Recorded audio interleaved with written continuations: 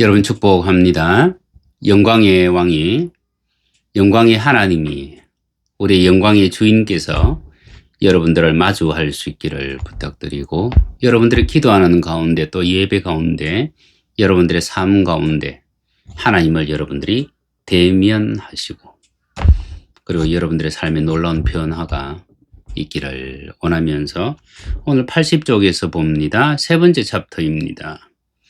여러분, 목회자에게 있어서 첫 번째 필수 덕목, 어제 시간에 제가 기다림이라고 말씀드렸습니다. 목회자뿐만 아니고 평신도들도 이 기다림이 무조건 필요합니다. 기다릴 줄 모르면 우리는 하나님보다 앞서 나가요. 하나님보다 앞서 나간다는 얘기는 내 뜻을 주장한다는 얘기고, 내 뜻은, 사람의 뜻은 하나님의 뜻과 원수가 됩니다. 충돌합니다. 그래서 기다려야만 합니다. 자, 그래서 여기 제가 이 로란 헤런 목사님이 쓴 책인데 제가 한 부분 제가 읽어 드립니다.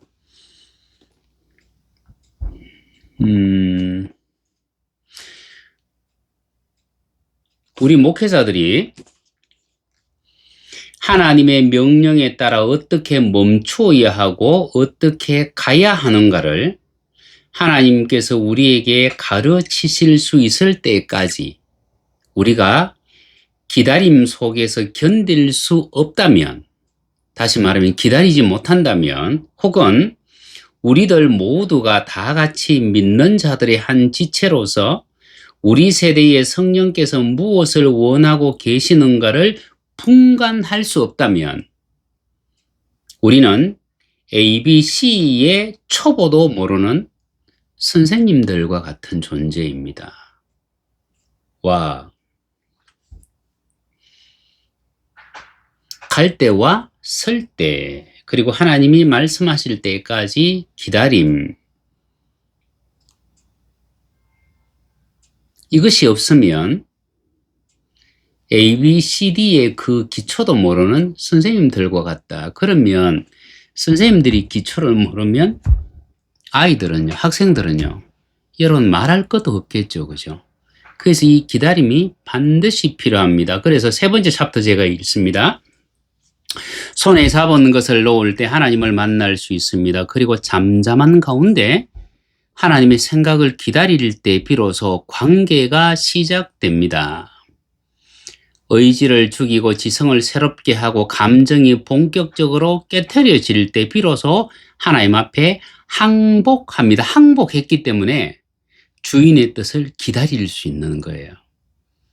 내가 하나님 앞에 나의 뜻을 관철시키기 위해서 나의 어떤 생각, 계획을 이루어 달라고 하나님 앞에 부르짖는 것은 내가 하나님 앞에 항복하지 아니했다는 얘기입니다. 항복하지 아니했다는 말은 여전히 내가 나의 주인이라는 얘기입니다. 여러분, 신앙의 여정에 있어서 가장 힘들고 가장 어려운 순간이 바로 이때예요. 기다리는 순간에. 이 순간이 왜 힘드냐 하면 나는 하나님을 사모하면서 명령을 기다려요. 그런데 우리 동기들은요, 내가 아는 동료들은요, 달려나갑니다. 부흥과 확장을 위해서 뛰쳐나갑니다. 근데 나는 기다려야 돼요. 나는 기다리는데 99명의 그 동료, 동기, 이웃이 달려나가면은 나는 바보인 것 같고요. 나는 아무것도 할 줄 모르는 사람인 것 같아요. 그래서 하나님을 기다리는 그 못지않게 힘든 것은 뭐냐면 주변에서 주는 그 질시예요. 그 멸시예요. 그런데 그것조차도 이겨내야만 된다. 왜냐하면 이 기다림은 누가 대신할 수도 없고 누가 도와줄 수도 없습니다. 신앙의 여정에 있어서는 마치 고치 속에 들어가 있는 애벌레와 같습니다.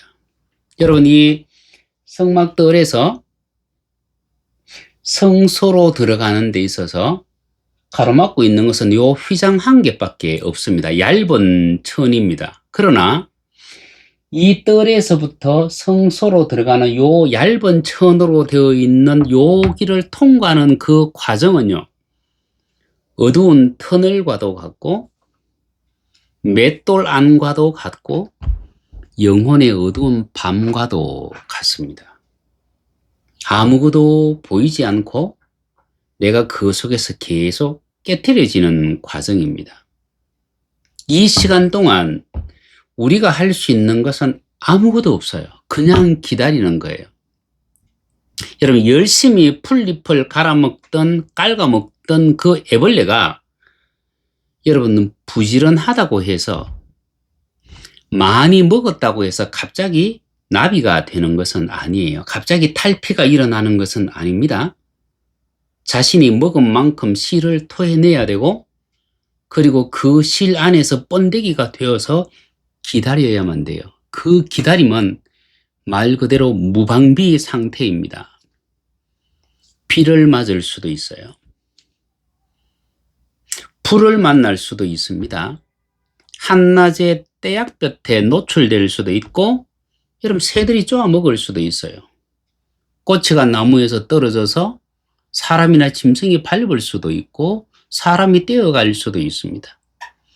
주변에는 정말 수많은 어려움, 위험이 있지만은 자신이 스스로 할 수 있는 것은 아무것도 없이 그 고치 속에서 그냥 기다리는 것. 고치 안에서 내가 잠들어 있기 때문에 내가 도망갈 곳도 없고 도망갈 수도 없어요. 그 위험한 과정을 다 통과했을 때 비로소 성체가 되어서 고치를 뚫고 나옵니다. 여러분, 이 고치 안에 있는 이 과정, 이 순간은요, 우리의 존재 자체가 부정됩니다. 왜냐하면 눈에 보이는 것은 껍데기 고치뿐이에요. 누구에게도 인정받지 못합니다. 왜냐하면 보이지 않는 그 속에서 내가 아무것도 할 수 없기 때문에, 눈에 보이는 성과를 내놓지 못하기 때문에 존재 자체가 부정되고 나는 인정받지 못해요. 여러분, 우리의 혼이 더 이상 힘을 발휘하지 못하고 스스로 할 수 있는 것이 아무것도 없다는 것을 인정할 때, 그때 비로소 우리의 영이 활동하기 시작합니다. 그리고 그때 계시가 열려요.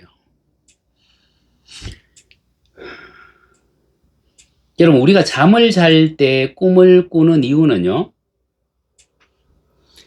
우리의 영은 혼에 가로막혀 있습니다. 혼에 포위당해 있습니다. 그래서 이 혼은 항상 바쁘고 분주하고 항상 뭔가를 생각해요. 우리가 눈을 뜨고 있는 순간에는 저는 지금 화면을 보면서 얘기하면서 동시에 다음에 있을 내용을 저는 머릿속으로 생각을 해요. 우리 안에서는 복잡하게 지금 혼이 작용을 하고 있습니다. 그런데 이 복잡한 혼에 둘러싸여 있는 이 영이 아무리 뭔가를 말하려고 해도 복잡한 혼에 가로막혀 있습니다. 그런데 우리가 잠이 들면 그때는 우리의 감정이 쉬어요. 우리의 지성도 쉬어요. 우리의 의지도 무방비 상태로 그냥 축 늘어져서 잠을 자요. 그때 우리의 영은 뭐냐면, 야, 이제 우리 혼이 다 잠을 잔다. 이제 내가 일을 해보자. 그래서 영이 활동하기 시작합니다. 그것을 통해서 어떤 사람은 꿈을 꾸고 어떤 사람은 잠든 상태에서 환상을 보기도 하고, 동시에 우리의 혼이 정화되어지고 혼이 잠잠함을 유지하면 우리는 눈을 뜨고 있는 상태에서도 꿈을 꿔요. 눈 뜬 상태에서 꿈을 꾸는 거, 그게 환상이잖아요. 그래서 이 잠잠함, 성막들에서 짐승들이 살기 위해서 발부둥치고, 제사장들은 짐승들을 죽이기 위해서 발부둥치고, 불을 태우고 노린내가 나고 손을 씻고, 이 분주함이 아니라 요 성소에 들어가면 그때부터 잠잠함이 유지됩니다. 왜냐하면 여기서는 전부 가루로 된 것밖에 없어요. 물밖에 없어요. 향유밖에 없어요. 그래서 조용합니다. 그래서 잠잠함, 요동치지 않는 감정이 요동쳤던 감정이 다 가루가 되어졌을 때 그 잠잠함, 이 잠잠함은 우리의 삶에서 계시가 자유롭게 운행할 수 있도록 해주는 위대한 열쇠입니다. 그러면 하나님의 계시를 받으려고 하면 어디로 들어가야 돼요? 성소로 들어가야 돼요. 제임스 골, 짐 골이라고 하신 분이 썼는 책인데 영광의 왕과 마주치다. 여러분, 이분이 이 책 81쪽에서 제가 말한 이 부분을 기록해 놨습니다. 제가 인용한 부분이죠. 잠잠함은 우리의 삶에서 계시의 영이 자유롭게 운행할 수 있도록 해주는 위대한 열쇠입니다. 그러면서 하나님의 음성을 듣는 법을 배우라. 어디에 있어요? 성소에서. 하나님의 음성을 듣기 위해서는 뭐예요? 우리의 감정의 문제가 처리되어져야만 합니다. 감정은 항상 요동친다고 말씀드렸죠. 요동친다는 얘기는 그만큼 분주하다는 얘기입니다. 분주하다는 얘기는 주인이 많다는 뜻이에요. 이것을 가지고는 참 주인을 바라볼 수 없기 때문입니다. 다음, 지성소는 마음대로 들어가거나 뭔가를 할 수 있는 곳이 아닙니다. 지성소는 대제사장도 1년에 한 번밖에 못 들어갔어요. 여러분, 우리가 갈 수 있는 곳은 성소입니다. 성소의 어디까지? 요 휘장이 이렇게 열려있는 여기까지. 이 휘장은 하나님과 우리 사이를 가로막고 있던 이 휘장은 예수 그리스도를 상징합니다. 예수 그리스도께서 십자가에서 육체를 찢으실 때 휘장이 위에서부터 아래로 찢어졌습니다. 이 휘장은 열려 있습니다. 열린 휘장 바로 앞에는 뭐가 있습니까? 향단이 있습니다. 사도 요한이 얘기했던 것처럼 우리의 기도는, 성도의 기도는 향이라고 얘기했습니다. 그러면 우리는 어디서 기도해야 되느냐 하면 바로 이 향단에서 기도해야 됩니다. 여기서 기도하기 위해서는 우리는 번제단 물두멍을 통과하고 의지와 지성의 문제를 해결하고 우리의 감정의 문제까지 처리하고 여기까지 들어와야만 이곳에서 우리가 하나님이 받으시는 기도를 할 수 있습니다. 우리가 갈 수 있는 곳은 지성소의 열린 문 앞에까지입니다. 에스더가 옷을 갈아입고 왕궁 안뜰로 들어갔더니만 왕이 의전에 앉아서 문을 열고 기다리고 있었던 바로 그곳, 에스더가 그곳에 들어갔더니만 놀랍도록 기가 막힌 응답이 기다리고 있었잖아요. 에스더가 왕궁에서 기도한 내용은 뭐예요? 우리 민족을 살려주십시오. 모르드게가 저 대궐 밖에서 기도한 것은 뭐예요? 내가 이렇게 원통합니다. 나를 살려주십시오. 근데요, 왕의 앞에는 어떤 응답이 기다리고 있습니까? 살려주는 그것으로 끝난 것이 아니고 뭐예요? 하만을 멸할 수 있는 권세가 주어져요. 모르드게가 국무총리가 됩니다. 에스더가 하만의 집을 차지합니다. 원수를 진멸합니다. 여러분, 이것은 저 대궐 문 밖에 있는 모르드게가 상상도 하지 못했던 응답이고 왕 앞으로 나아가기 전까지 에스더가 3일을 금식하면서도 상상하지 못했던 기도의 결과잖아요.